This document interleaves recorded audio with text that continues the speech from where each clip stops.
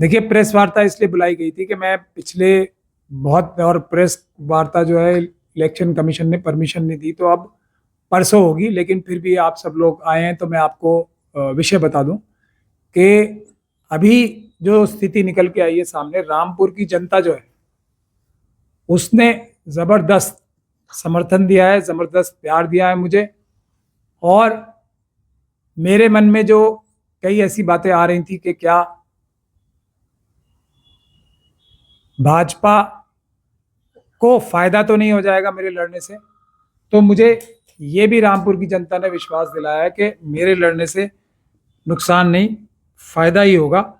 क्योंकि जो भी कैंडिडेट्स हैं भाजपा के सामने, वो ना तो पुलिस प्रशासन के सामने कोई भी मजबूत आवाज उठा सकते हैं या बात ही कर सकते हैं, ना उनको मेंबर ऑफ पार्लियामेंट की क्या इंपॉर्टेंस क्या होती है, मेंबर ऑफ पार्लियामेंट की ताकत क्या होती है, मेंबर ऑफ पार्लियामेंट की ड्यूटी क्या होती है, और हमारे देश का निजाम में मेंबर ऑफ पार्लियामेंट का रोल क्या होता है, ये भी नहीं पता है। ये जनता ने मुझे बताया, आम जनता ने। मैं नेताओं की और जो यहाँ के दूसरे कुछ लोग हैं, चंद लोग हैं,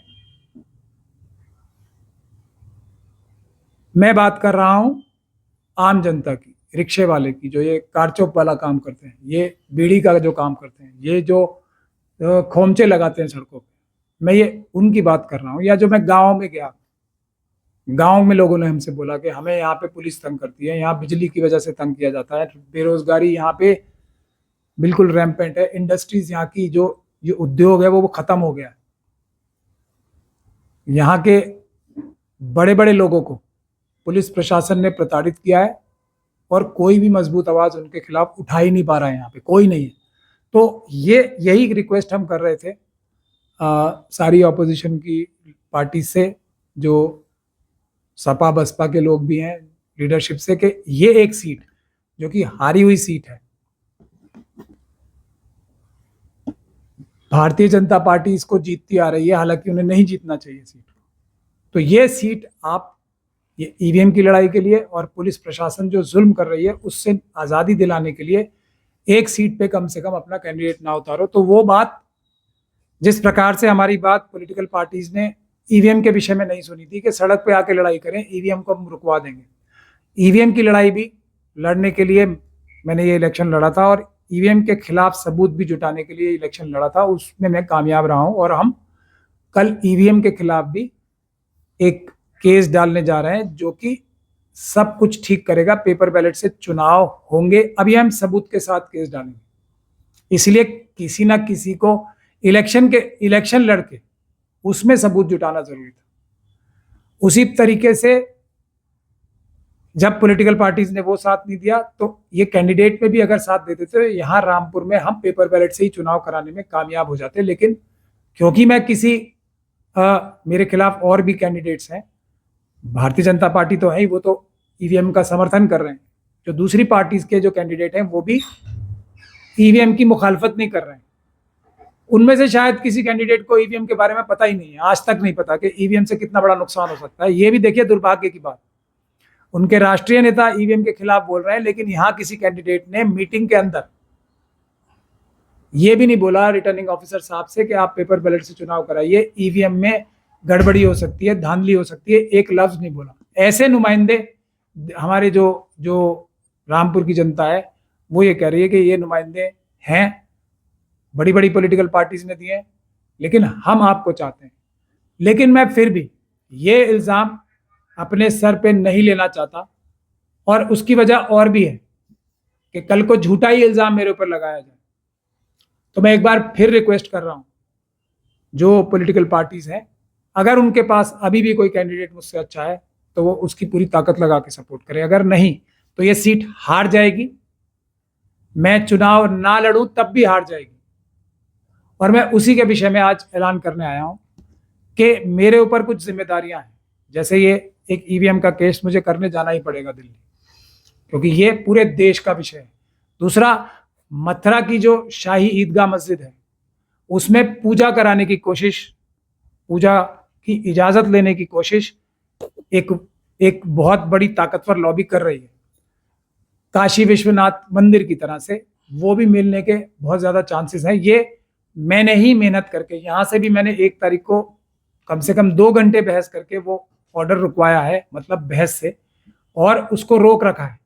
नहीं तो यादवों में, यदुवंशियों में और मुसलमानों में लड़ाई कराने की बहुत बड़ी साजिश चल रही है कि इस वक्त ही पूजा करने की कोशिश की जा रही है। कुछ लोगों ने कोशिश की भी, जबकि कोर्ट से हमने रुकवा दिया था, फिर भी कोशिश की, और उनको, क्योंकि कोर्ट से आदेश नहीं थे इसलिए पुलिस ने रोका।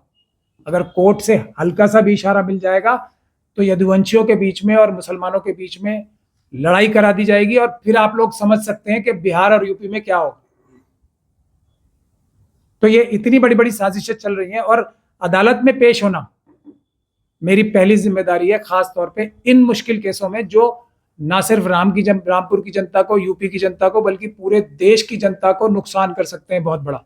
वो एज ए वकील मेरा फर्ज है, तो मुझे जाना पड़ेगा अदालत में ये 2 केस लड़ने के लिए। मैं परसों फिर आऊंगा, लेकिन अब मैंने ये तय किया है कि जो लोग इंसाफ, बराबरी की लड़ाई चाहते हैं, जो लोग इज्जत की जिंदगी जीना चाहते हैं, जो लोग, जो परेशानियां हैं रामपुर की, वो उनसे निजात पाना चाहते हैं, तो वो अपने आप इलेक्शन लड़ें। मैं इलेक्शन नहीं लड़ूंगा। अपने आप फैसला करें कि कौन जो है वो भारतीय जनता पार्टी को रोक सकता है, कौन आरएसएस की इतनी बड़ी साजिश को जो पूरे देश में चल रहा है वो ईवीएम के माध्यम से, और अभी ये यादवों में, यदुवंशियों में और मुसलमानों में लड़ाई कराने की एक जो बहुत बड़ी साजिश की है बिहार और उत्तर प्रदेश के लिए खास तौर पे, उसके लिए कौन मेहनत कर सकता है। रामपुर की जनता को सीए एनआरसी के जो झूठे मुकदमे हुए हैं, दूसरे झूठे मुकदमे हुए हैं, जो बेरोजगारी है, जो इंडस्ट्रीज खत्म हो गई हैं, जो पुलिस प्रशासन का दबाव, इलेक्शन के दौरान भी इलेक्शन के जो वर्कर्स होते हैं पॉलिटिकल पार्टीज के, उन पे दबाव बनाने का काम कौन रुकवा सकता है। कौन एक आम रेडी वाले, रिक्शा वाले, एक आम नागरिक को पुलिस की ज्यादतियों से रोक सकता है।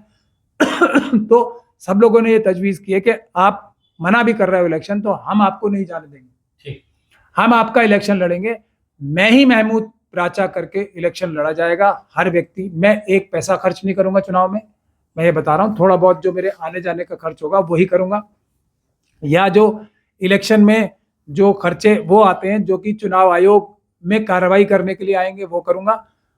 जनता ये कह रही है कि आपसे हमें 1 पैसा नहीं चाहिए, आपसे हमें कोई स्पीच नहीं चाहिए, कुछ नहीं चाहिए। हम आपकी पुरानी सारी वीडियोस निकालेंगे अपने आप, हम ही प्रचार करेंगे, हम ही अपने मास्क बनवाएंगे आपके चेहरे के, हम ही अपने स्टिकर्स लगाएंगे, मैं ही महमूद प्राचा के फोटो भी लगाएंगे, आपका सिंबल भी लगाएंगे, जो आपने बहुत अच्छा लिया है।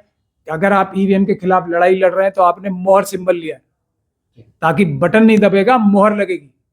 ये आप हर चीज को सोच समझ के करते, तो हम आपकी लड़ाई लड़ेंगे। हम ही आपके सोशल मीडिया पे कैंपेन चलाएंगे, और हर व्यक्ति खुद इलेक्शन लड़ेगा। आप चुनाव लड़ेंगे? मैं कहाँ लड़ रहा हूँ चुनाव? मैं तो बोल दिया ना, मैं चुनाव नहीं लड़ रहा। अब जनता के हवाले है, वो लड़ाना चाहती है लड़ाई, अपने आप लड़ेगी जनता चुनाव। और मैं ये गुजारिश कर रहा हूं कि मुझे वोट ना दें, उस व्यक्ति को वोट दे जो रामपुर की जनता का, उत्तर प्रदेश का और देश की सबसे अच्छी हिफाजत कर सकता है, जो ये इंश्योर कर सकता है कि पुलिस प्रशासन किसी को तंग ना करे। जो चोरी डकैती हो रही है करप्शन के माध्यम से, वो सारा पैसा रामपुर की जनता पे लगे, और जो ये आपस में लड़ाने के काम हो रहे हैं वो ना हो। जो भी कैंडिडेट सबसे अच्छा है उसको वोट दें। मैं ये अपील कर रहा हूं। मैं ये अपील नहीं कर रहा कि आप महमूद प्राचा को वोट दें। तो आप कैंपेनिंग नहीं करेंगे क्या? मैंने बता तो दिया, आप कैंपेनिंग नहीं कर रहा। अब आप लोग, जो जनता है वो करेगी कैंपेनिंग, जो लोग बड़े बड़े लीडर्स हैं, जो वो मुझे चुनाव लड़ाएंगे। तो मैं कुछ जिम्मेदारी जनता को दे दी? मैं नहीं दे रहा हूँ, जनता ने अपने आप जिम्मेदारी ली, क्योंकि मैंने आपको वजह बता दी। मैंने वजह बता दी आपको कि मैं ये मथुरा का केस नहीं छोड़ सकता, नहीं तो वहां पे पूजा स्टार्ट हो जाएगी। पूरी ताकत लग रही है, जैसे ज्ञानवापी में स्टार्ट हो गई, काशी उधर हो गई है, तो मथुरा आखिरी जगह बाकी है। क्योंकि ये केस मैं कर रहा हूं, तो मेरी जिम्मेदारी है कि पहले मैं अपनी वकालत की जिम्मेदारी निभाऊं, वो भी इतने महत्वपूर्ण केस में। उसके बाद मैं चुनाव भी क्यों लड़ रहा हूं? मैं चुनाव इन्हीं चीजों की वजह से तो लड़ रहा हूं। अगर मैं वही छोड़ दूं जो मेरा बेसिक काम है, तो मैं चुनाव क्यों लड़ रहा हूं? मेरा ये नहीं।